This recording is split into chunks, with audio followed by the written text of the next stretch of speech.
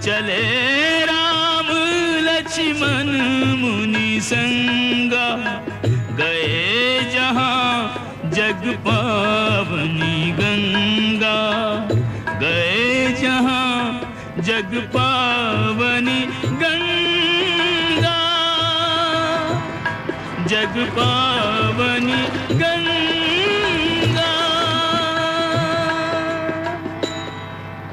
हे रघुकुल तिलक राम, वत्स लक्ष्मण, ये परम पावनी सर्व पापनाशिनी गंगा है, इन्हें प्रणाम करो।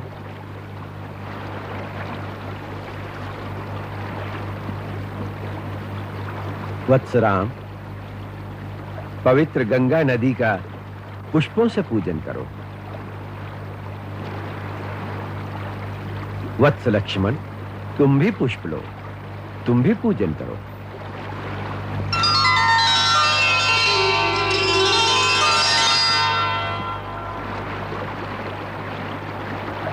राम, ये पवित्र गंगा नदी तुम्हारे पूर्वजों की देन है। हमारे पूर्वजों की देन?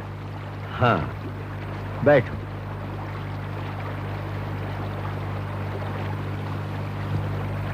राम, तुम्हारे उज्जवल कुल की कथा सुनाता हूं। वत्स, प्रतापी इक्ष्वाकु वंश में एक धर्मात्मा राजा सगर हुए हैं।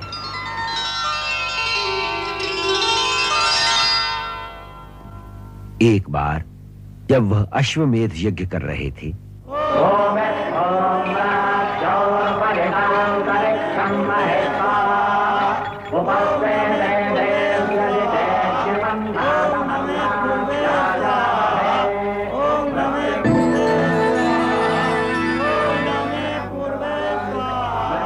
इंद्र उनसे ईर्ष्या करता था, इसलिए उनके यज्ञ का घोड़ा चुराकर पाताल लोक में ले गया। वहां उसने वो घोड़ा कपिल मुनि के आश्रम में छोड़ दिया।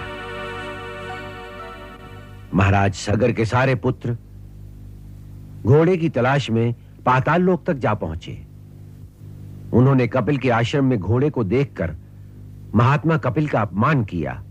उनके दुर्व्यवहार से कुपित होकर महर्षि कपिल ने सगर के पुत्रों को शाप देकर भस्म कर दिया। फिर उनका उद्धार करने के लिए गंगा को स्वर्ग से धरती पर लाना आवश्यक हो गया, परंतु यह काम बहुत कठिन था। महाराज सगर, उनके बाद महाराज अंशुमान, उनके पुत्र महाराज दिलीप ये काम न कर सके। फिर दिलीप के पुत्र महाराज भगीरथ ने यह निश्चय किया कि वो गंगा जी को धरती पर लाकर अपने पितरों का उद्धार करेंगे।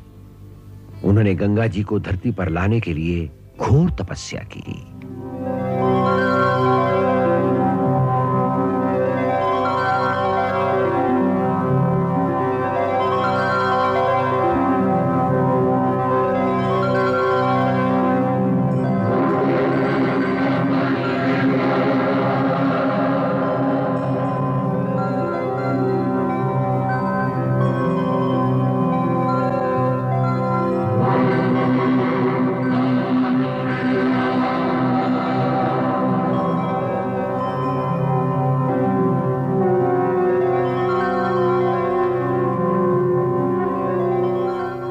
उनकी तपस्या से प्रसन्न होकर ब्रह्मा प्रकट हुए।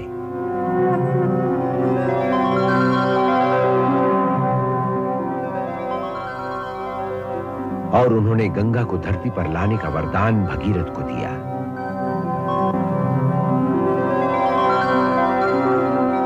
फिर ब्रह्मा जी के कहने पर भगीरथ ने शंकर जी की आराधना की, ताकि जब गंगा आकाश से धरती पर गिरे तो वो उन्हें अपने शीश पर धारण करें, अन्यथा गंगा के वेग की प्रबलता से धरती के फट जाने का डर था।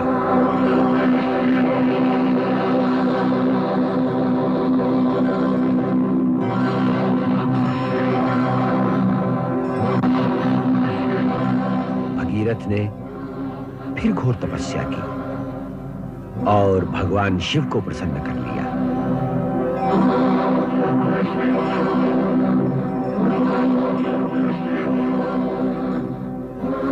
उन्होंने भगीरथ को वचन दिया कि वो गंगा जी को अपने शीश पर धारण कर लेंगे। फिर ब्रह्मा जी के आदेश से श्री विष्णु के चरणों से निकलकर गंगा जी आकाश मार्ग से धरती पर बड़े वेग से आई।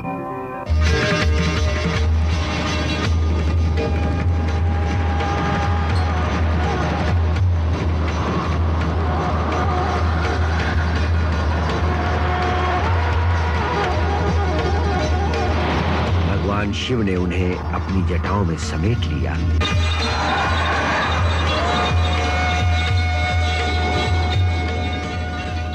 और फिर धरती पर बहने दिया, जिससे भगीरथ का मनोरथ सफल हुआ और धरती से लेकर पाताल तक सबका कल्याण हुआ। गंगा अपनी धाराओं से तीनों लोकों को पवित्र करती है, इसलिए इन्हें त्रिपथगामिनी भी कहते हैं।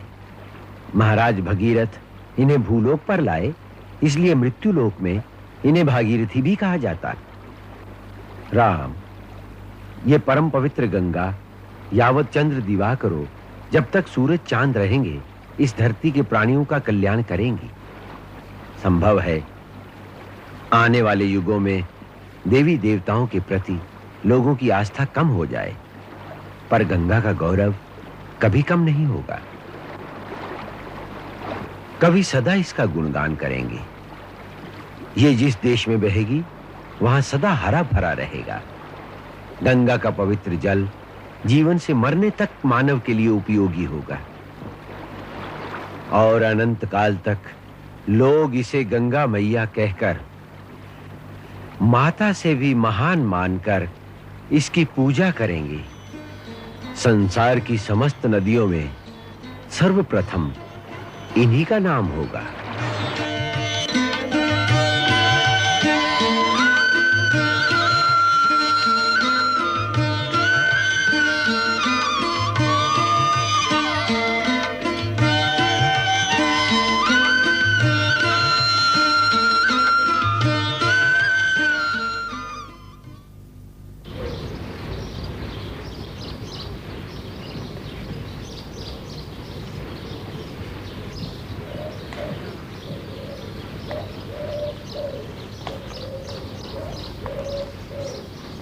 गुरुदेव, यह आश्रम बड़ा विचित्र लग रहा है। न ही पूरी तरह उजड़ा हुआ और न ही पूरी तरह बसा हुआ। पत्ता पत्ता सूख गया है, परंतु ये तुलसी का पौधा अभी भी हरा भरा है। ये क्या भेद है गुरुदेव? तुमने सच कहा है राम। यह बड़ा विचित्र स्थान है, जहां गौतम ऋषि के शाप से सब कुछ उजड़ गया, परंतु एक तुलसी का पौधा अभी तक इसलिए जीवित है क्योंकि एक नारी की आत्मा यहां पर वास करती है। एक नारी की आत्मा? हां, एक अभागन नारी, जिसके साथ एक पुरुष ने छल किया और दूसरे ने उसको दंड दिया। ये कैसी अद्भुत कथा है गुरुदेव? ये कौन लोग थे जिन्होंने ऐसा किया? दो महान पुरुष। पर क्यों? ये एक नारी के दुर्भाग्य की करुण कथा है। महर्षि गौतम की पत्नी अहिल्या परम सुंदरी थी, जिसके कारण देवराज इंद्र उस पर आसक्त हो गया।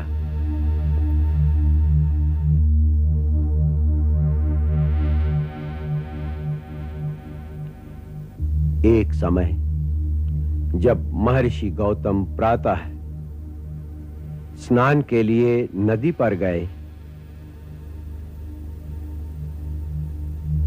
तो इंद्र ने अवसर देखा और अवसर का लाभ उठाने की ठानी। उसने गौतम का रूप धारण कर लिया। गौतम का रूप धारण करने के पश्चात अहिल्या से समागम के लिए वो दबे पांव चुपके चुपके अहिल्या की कुटिया की ओर चल पड़ा। छिपते छिपाते वो अहिल्या की कुटिया में प्रवेश कर गया।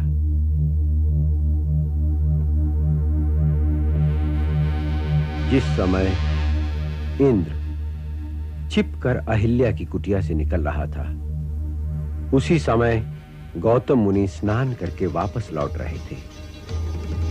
उन्होंने अपने ही रूप में दूसरे पुरुष को अपनी कुटिया से निकलते देखा तो वो समझ गए कि ये इंद्र का कपट जाल है।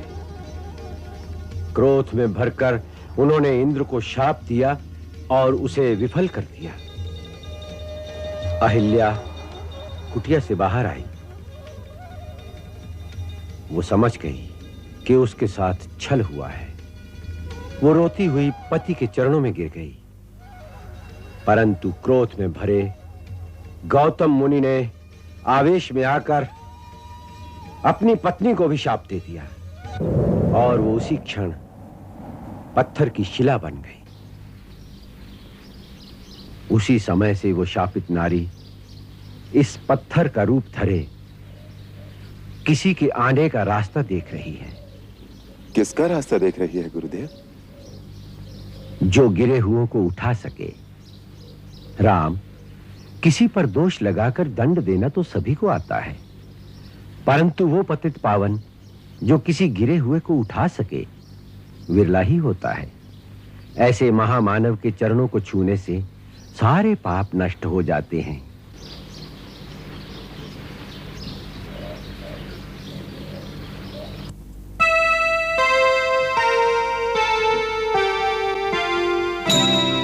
परसत पद पावन शोक न सावन, प्रगट भई तप पुंज सही। देखत रघुनायक जन सुखदायक, सन्मुख हो कर जोर रही।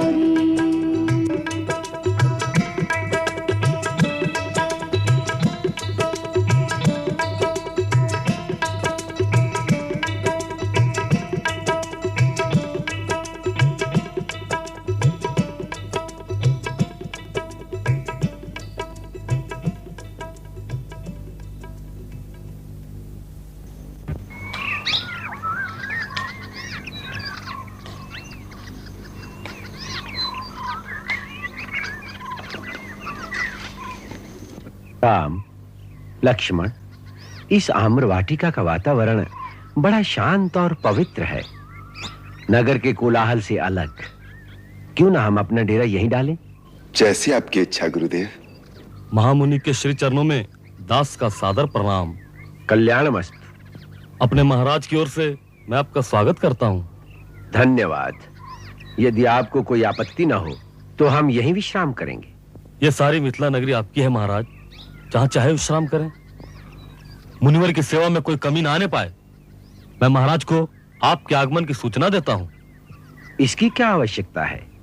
महर्षि विश्वामित्र के आगमन की सूचना हमें तुरंत दी जाए, यह हमारे महाराज श्री जनक का आदेश है। कल्याणमस्तु। अखंड सौभाग्य महारानी सुनैना। यशस्वी हो मिथिलेश्वर जनक, सकल मनोरथ सफल हो।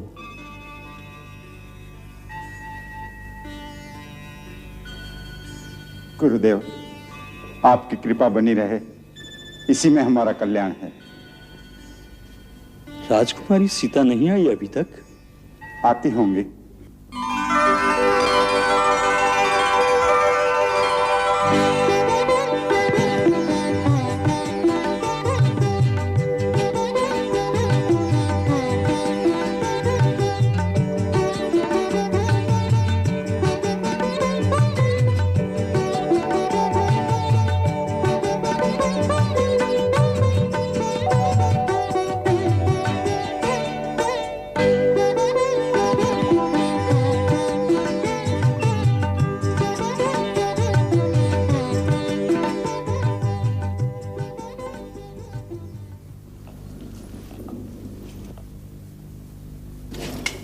गुरु शतानंद के चरणों में प्रणाम। तुम्हारी मनोकामना पूर्ण हो बेटी।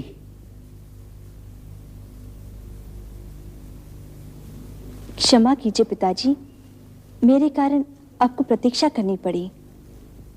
बेटी, आज शिव धनुष को स्वयंवर सभा में भेज दिया जाएगा, इसलिए इनकी पूजा करके भगवान से आशीर्वाद मांगो।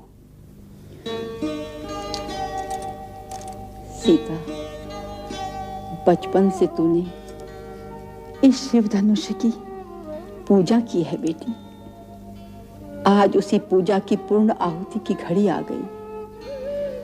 तेरे पिता ने तेरे विवाह के लिए एक ऐसे पराक्रम की शर्त रखी है जिसे पूरा करना एक साधारण पुरुष के लिए असंभव नहीं तो बहुत कठिन अवश्य होगा। इसलिए सच्चे मन से प्रार्थना कर कि स्वयंवर में जो शिव के इस प्रतापी धनुष की प्रतिज्ञा चढ़ाकर तेरे पिता का प्रण पूरा करे, वो कोई अद्वितीय वीर, किसी ऊंचे कुल का शीलवान सुंदर आर्य कुमार हो जो तेरे योग्य हो, जिसका संजोग पाकर तेरा सारा जीवन आनंद और प्रेम से भर जाए और हम उस पर गर्व कर सकें। महारानी, आपके स्वर में मंगल कामना से अधिक आशंका और भय झलक रहा है। ऐसा क्यों? आपके इस कठिन प्रण के कारण महाराज, मेरे मन में बड़ी आशंका है। मैं अंदर से बहुत डरी हुई हूं कि आपकी राजहट का परिणाम क्या होगा। इस स्वयंवर में मेरी बेटी के मन की दशा क्या हो सकती है, यह आपने नहीं सोचा, क्योंकि आप पिता हैं, पुरुष का अभिमान है आप में। कोई भी जो इस धनुष को झुका लेगा, वो सीता के मन को भी पसंद होगा या नहीं, ये बात केवल मां सोच सकती है, पिता नहीं। महारानी। हाँ महाराज, कभी कभी मैं ये भी सोचती हूँ, यदि आपके कठोर प्रण को कोई पूरा न कर सका तो क्या होगा? हमारी सीता का जीवन विवाह बिना सुना ही रह जाएगा। कैसी बात कर रही हो देवी सुनैना? जनक नंदिनी के दिव्य गुणों को, उसमें छिपी हुई अलौकिक शक्ति तो देखकर इस प्राण की प्रेरणा मेरी आत्मा में जागी थी। शंका मन से निकाल दो देवी। जिन्होंने महाराज जनक के मन में उस अद्भुत प्रण की प्रेरणा उत्पन्न की थी, उपाय भी वो अपने आप ही करेंगे। परिणाम उन्हीं पर छोड़ दो। आशंका अविश्वास को मन से निकालकर भगवान आशुतोष पर भरोसा रखो। वो सबकी मनोकामना पूर्ण करते हैं। उनके इस पूजनीय धनुष के कारण कभी किसी का अमंगल नहीं हो सकता। चलो महाराज, पूजा करें।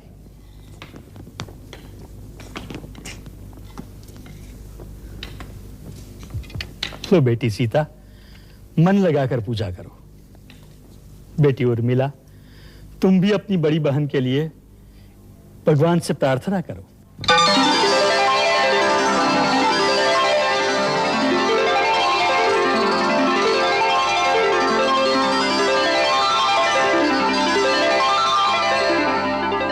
सुगंधिं पुष्टिवर्धनम् उर्वारुकमेव बन्धनात्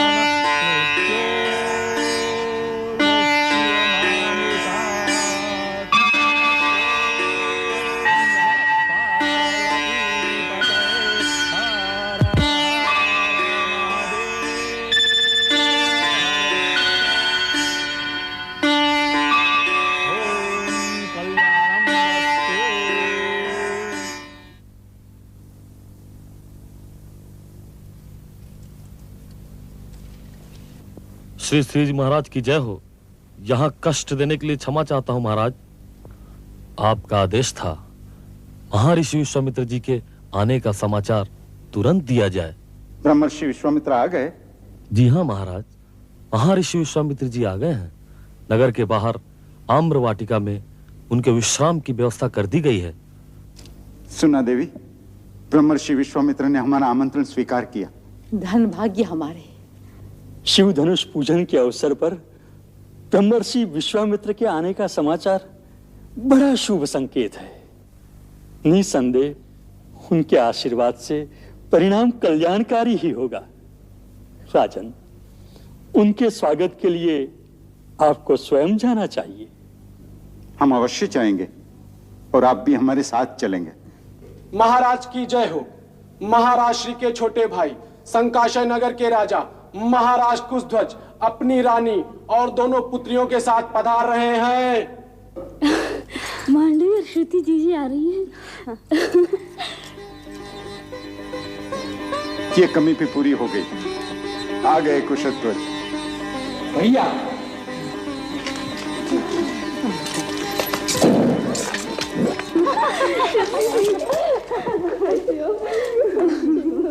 मेरे आने में थोड़ा सा विलंब हुआ, क्षमा करना महाराज। ठीक समय से आ गए कुशध्वज।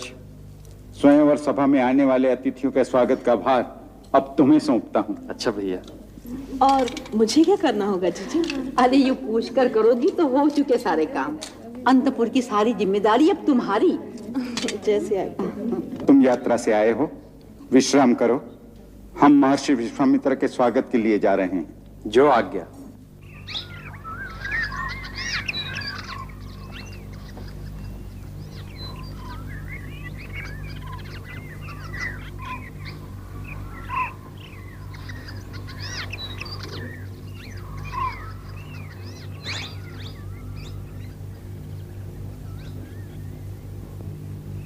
क्या बात है रघुनंदन?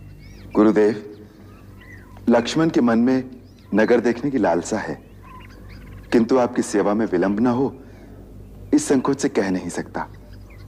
यदि आपकी अनुमति हो तो मैं लक्ष्मण को नगर दिखा लाऊं।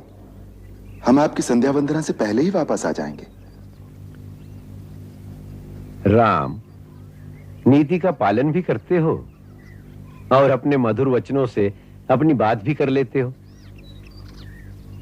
दोनों भाई नगर में घूम कर आओ, जिससे मिथिलावासी भी तुम्हारे दर्शन का सुख पा सके।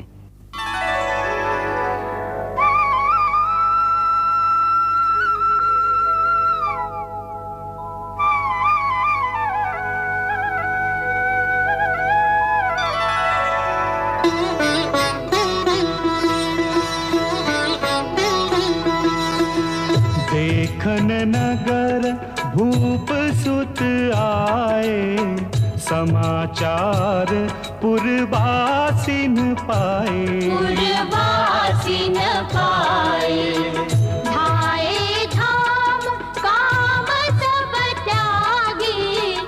बनहु रंग निधि लूटन लागी, निधि लूटन लागी। निरखी सहज सुंदर दो भाई, हो ही सुखी लोचन फल पाई। युवती भवन झरोखन लागी, निरखहि राम रूप अनुरागी, रूप अनुरागी। कहि परस्पर वचन सप्रीति, सखी इन्ह कोटि काम छवि जीती। सुर नर असुर नाग मुनि माही, शोभा असी कहूँ सुनियति नाही, कहूँ सुनियति नाही। सखी, इतने सुंदर सलोने कहाँ के राजकुमार हैं? हाय, इन्हें देखकर कौन मोहित नहीं होगा। मैंने सुना है ये दोनों महाराजा दशरथ के पुत्र हैं। अच्छा। ऋषि विश्वामित्र के यज्ञ की रक्षा के लिए आए थे। सुना है इन्होंने ताड़का को मार डाला। सच? ऐसे वीर लगते तो नहीं। वीर नहीं तो क्या, धनुष ऐसे उठाए फिरते हैं। सूर्यवंशी बड़े पराक्रमी होते हैं। हमका भी देखन दो तनिक। कहत है दो सुंदर राजकुमार आइन है, तनिक हमका भी देखन दो। लो दादी, तुम भी देख लो, वो रहे। अरे सुनंदा, वो बड़ा राजकुमार अपनी जानकी के लिए कितना जचता है। विधाता करे इन्हीं के साथ जानकी की जोड़ी बने। हाँ, यही अपनी प्यारी सीता की दूल्हा बने तो कितना अच्छा हो। फिर तो ये बार बार अपने ससुराल आया करेंगे और हमें जमाई राजा के दर्शन हुआ करेंगे। जमाई राजा का ऐसा ही दर्शन हो जात का? क्यों दादी, इनमें भला क्या कमी है? अरे सारे त्रिभुवन में भी ऐसा दूल्हा नहीं मिलेगा। या कमी की कोई बात ना है। अरे अपने राजा जी ने जो हठ ठान रखी है वो भूल गई का? हैं? अरे कहाँ वो हिमाचल पर्वत जैसा शिवजी का धनुष है, और कहाँ ये फूल की पंखुड़ी जैसे सुंदर सुकुमार राजकुमार। ये हमारे महाराज को भी क्या सूझी ऐसी प्रतिज्ञा करने की? अरे एक बार महाराज इन्हें देख तो ले तो अपनी प्रतिज्ञा तोड़ दें और कहें जनक लली से इन्हीं का विवाह होगा। हाय सीता, इन्हें देख तो ले। हियर खही बर खही सुमन, सुमुखी सुलोचनी वृंद, जाहि जहाँ जहाँ बंधु दो, तहाँ तहाँ परमानंद, तहाँ तहाँ परमानंद।